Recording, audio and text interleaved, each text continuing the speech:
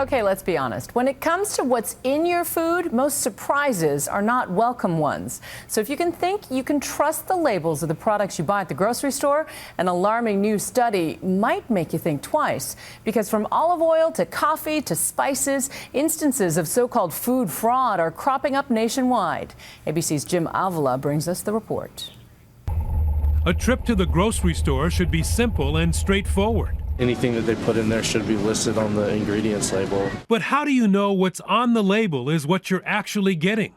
In a study to be released later today, the U.S. Pharmacopeal Convention, an independent nonprofit lab with a mission of raising food standards, says in many cases you can't. Their comprehensive review of food fraud finds that reports of fraudulent ingredients in our food, ingredients not labeled and used as cheap substitutes, are up 60% over last year's review. Food products are not always what they purport to be. So it's profit, or in this case, greed.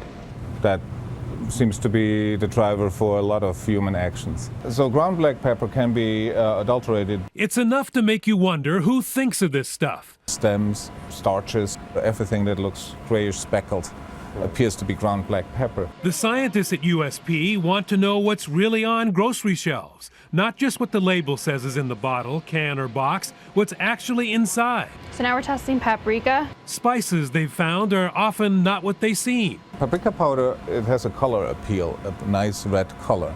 There are synthetic dyes, industrial dyes available that mimic that color very nicely. But sometimes those industrial dyes can not only make paprika seem more attractive to the eye, they can harm the buyer. Those dyes are typically carcinogenic, or at least presumed carcinogenic. An industry watchdog group estimates 7% of the American food supply contains fraudulent ingredients. The most common frauds at the supermarket?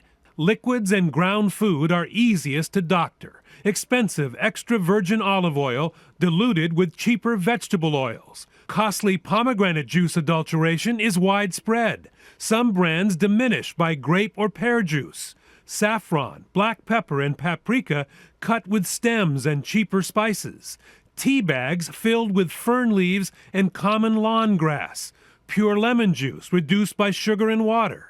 The National Consumers League did their own test in May of 2012. Well, we tested 4 bottles of lemon juice. One had 10% lemon juice. It said it had 100%. Another had 15%. Another had 25%. And the last one had 35% lemon juice. And they were all labeled 100% lemon juice. 100% lemon, they can really make a lot of money that way then. Well, if you think about it, 20 lemons cost a lot of money. 5 lemons cost a lot less. We went shopping with consumer advocate Sally Greenberg, who showed us there is really very little for consumers to go on when looking on the shelves for fake food. Here's extra virgin olive oil. And we're not going to show the brand, but this extra virgin olive oil is $5.50. That's pretty cheap for extra virgin olive oil. And something that should raise some eyebrows for consumers. Greenberg says consumers need a cop on the beat. And since the FDA can't test everything, they should be looking at the USP database and targeting the foods most often faked. Both the FDA and Grocery Manufacturers Association tell ABC News they take the new findings seriously and monitor grocery aisles for food fraud.